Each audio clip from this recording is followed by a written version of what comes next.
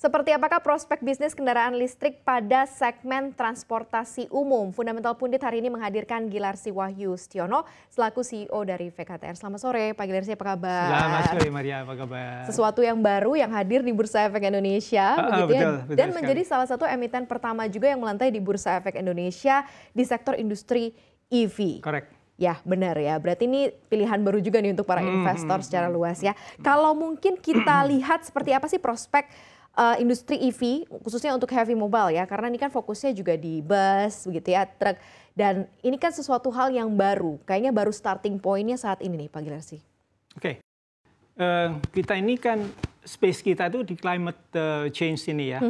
Jadi climate actions itu kan kalau kita bicara di sektor transportasi, itu bagaimana mengubah transportasi baik publik maupun private itu menuju transportasi yang tidak menghasilkan emisi gitu kan.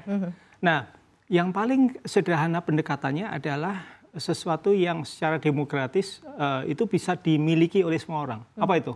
Kendaraan publik kan? Betul. Nah, jadi masuknya ke BIS adalah upaya kita untuk supaya ini bisa dirasakan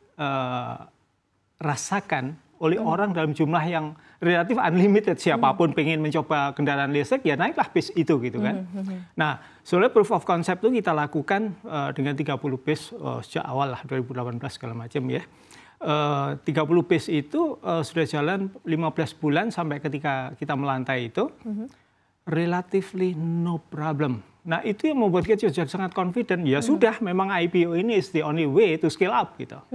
No problem tuh artinya adalah mudah sekali ya bertransformasi. Nggak ada masalah sama dari sekali. Oil Bahkan dibandingkan dengan combustions, kita tuh relatif maintenance cost-nya buat operator itu menjadi jauh lebih ringan. Biaya operasinya kendaraan listrik ini, bis listrik ini, itu 80-85% lebih murah dibandingkan combustions.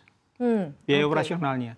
So imagine that, walaupun misalnya biaya pembelian awalnya memang lebih mahal, tapi over period of time itu akan terbayar dengan saving yang karena biaya operasi yang lebih murah tadi itu. Oke, berarti level of awareness-nya dibandingkan kalau kendaraan pribadi, base mobil ataupun motor, ini malah justru lebih sangat-sangat mudah ya. Ada efek education-nya di situ. Kalau dilihat dari sisi prospek bisnis, tadi kan there's no problems di 13 bulan. Berarti kan ada futures yang dilihat oleh VKTR juga bahwa ini adalah sebuah prospek bisnis yang growing up gitu ya, pasti ya, setiap bulan atau setiap tahun. Ini seperti apa Pak Gilarsi? Kalau kita melihat, saya menarik ke yang gambar besarnya dulu ya. Gambar besarnya itu pemerintah declare by 2060 kita akan ke net zero emissions. Artinya apa? Sektor transportasi yang sekarang nyumbang kurang lebih 25% atau seperempat dari problem itu kan harus selesai tuh. Nah, let's say pemerintah itu sekarang sudah mencanangkan bahwa semua kendaraan komersial itu harus semuanya berpindah ke listrik by 2040. Kurang lebih kan 17 tahun dari sekarang. 17 tahun betul. Ngomong bis saja, jumlah bis di Indonesia ada 200.000. Kalau dari sekarang sampai dengan 200.000, saya nggak ngomong 200.000 deh, setengahnya saja 100.000 saja. Dalam 17 tahun harus selesai. Artinya apa? Setiap tahun setidaknya kita harus menggelontorkan new bus itu 5.000 unit. Sementara kapasitas vektor, kalaupun kita dengan semua prosit yang kita dapatkan ini kita gelontorkan betul untuk membangun industri dan capacity untuk memproduksi, paling banter 2.500-3.000 unit bus setahunnya. Itu udah habis-habisan tuh gitu ya. Makanya choice go public itu adalah the one of the way out. Exactly. Scaling up itu nggak ada jalan lain. Yuk dikeroyok. Ngeroyok lewat apa? Ya lewat pabrik ini gitu. Gitu. So the opportunity is there.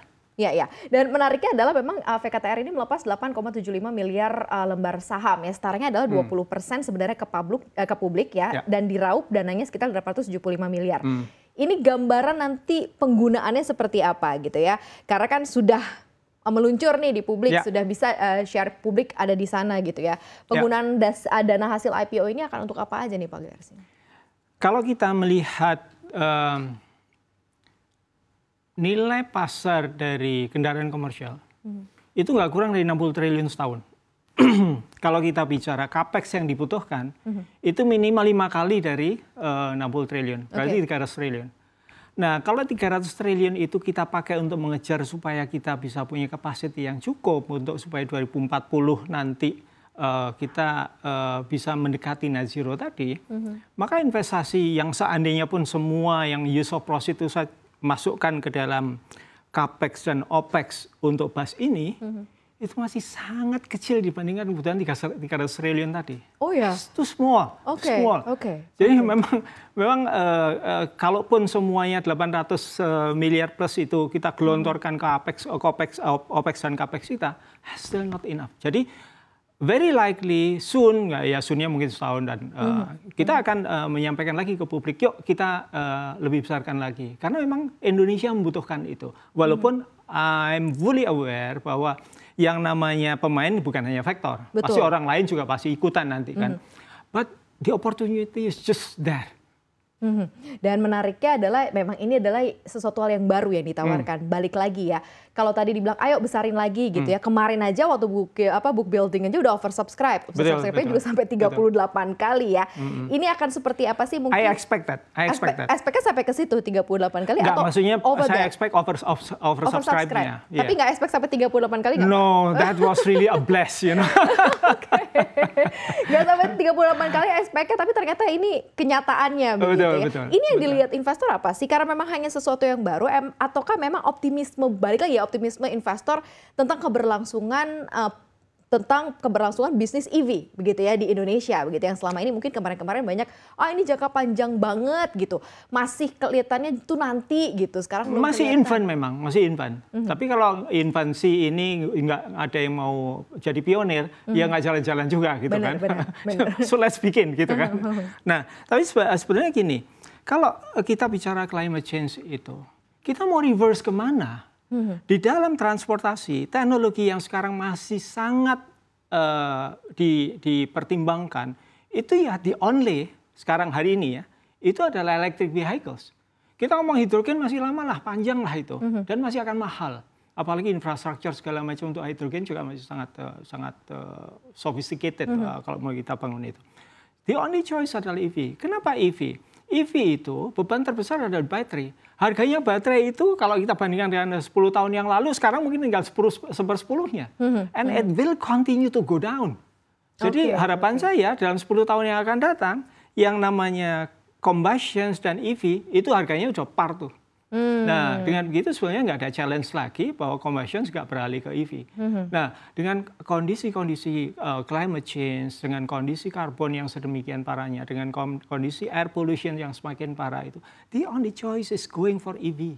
Ini menarik Pak Gilarsi ketika Anda bilang ketika 10 tahun ke depan nanti EV dan juga yang combustion akan par harganya. Berarti kan artinya orang akan punya banyak pilihan gitu ya. Yes, dan kalau nggak yang ramah lingkungan, kalau bisa yang ramah lingkungan apalagi harganya sepadan. Why not gitu ya? Berarti kan diperlukan timeline roadmap dari perusahaan untuk mengejar itu. Betul. I think 10 years is cepet banget gitu ya. Itu sangat sesuatu cepat, hal yang cepat, 10 tahun 2033 kan. Apa aja yang dipersiapkan dari perusahaan Pak Gilarsi?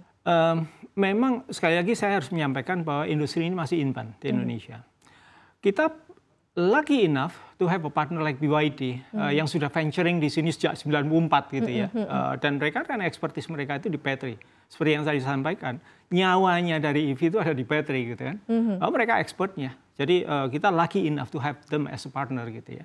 Nah, jadi yang kita persiapkan tentu bagaimana kita mengadopsi. Karena nggak bisa selamanya kita juga tergantung pada orang lain supply kita. Kita menyiapkan, sekarang kita masih impor dalam bentuk CPU nih. Tetapi tahun ini kita sudah, makanya factory kita siapkan segala macam. Tahun ini ke depan kita sudah mulai melakukan semua perakitannya sendiri. Nah, pada saat kita melakukan perakitan sendiri, di situ gunanya kita punya anak perusahaan namanya Bagri Auto Part. Kita bisa inject capability dan kompetensinya si Bagri Auto Part untuk mulai merancang part yang dedicated untuk EV nantinya, gitu kan. Nah, jadi sebenarnya kita punya stack yang relatif cukup baik untuk anticipate 10 tahun itu bagaimana apa yang kita lakukan, yaitu menyiapkan factory, menyiapkan R&D, menyiapkan anak perusahaan, supply chain kita, supply base kita, sehingga sampai ujungnya ke ya anticipating bahwa setidaknya kita punya TKDN yang relatif tinggi lah, 60, 70, 80% lah. Iya, karena udah targetnya juga saya banyak baca juga di artikel 30 ke 50 sampai nanti akhirnya ujung-ujungnya cuma bahan baku baterai doang aja gitu ya. Kalau baterai pun bisa nanti diproduksi di sini mungkin bisa. Exactly. Full gitu ya semuanya TKDN ya. Nah, menariknya balik lagi ke bus sama truk nih ya untuk ke VKTR. Ini seperti apa dan kenapa ke situ gitu ya arahnya? Apakah memang mau menyasar lini bisnisnya tuh untuk kebutuhan transport umum atau publik? Naratif kita itu adalah commercial vehicles, public vehicles, sama heavy mobility. Ya.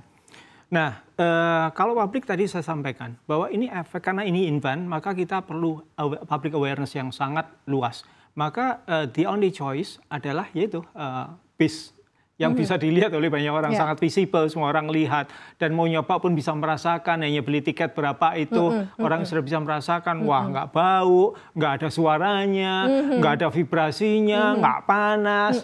Orang berdekatan dengan combustion itu masih merasakan radiasi panasnya. Tapi kalau berdekatan dengan bis listrik kita, itu nggak ada radiasi panasnya yang keluar sampai dirasakan orang naik motor sebelahnya bis kota. Nggak akan keluar itu. Experience wise ini memberikan sebuah experience yang membuat men-trigger mereka berpikir, oh next time kalau saya mau invest di kendaraan, aku mau cari yang listrik. Efek itu yang pengen kita kejar dari awal. Makanya kita masuknya ke public sector dulu nih. Nah setelah itu tentu kita melihat juga segmen-segmen yang paling penting adalah commercial vehicles. Truk itu jumlah populasinya nggak kurang 5 juta di Indonesia, ya kan? Nah, bayangkan mereka juga punya journey yang sama. 2040, 90% sudah harus converted ke elektrik. Karena pemerintah obviously nggak akan mengeluarkan lagi STNK yang tidak listrik kan. Nah, dengan itu maka otomatis platform bus dan platform truk ini kan similar. Jadi nggak susah-susah amat buat kita itu juga kalau bekerja itu. Dari sini melari ke cabang yang berikutnya itu nggak jauh gitu. So that's the logical consequences dari apa yang kita lakukan. Dari bus ya ke truk. Truk apalagi insentifnya begini. Dalam grup itu kan kita punya perkebunan, kita punya mining. Ya saudara-saudara sendiri suruh dipaksain, suruh beli truk kita kan bisa juga gitu. Iya. Dimulai dari situ gitu ya. Nanti level of awareness-nya akan lebih meluas lagi begitu Pak Ginarsi ya. Ini menarik sebenarnya karena ini adalah sebuah bisnis yang dinaungi oleh komitmen global ya untuk net zero emission gitu ya. Ini mungkin bisa sekaligus memberikan insight baru untuk investor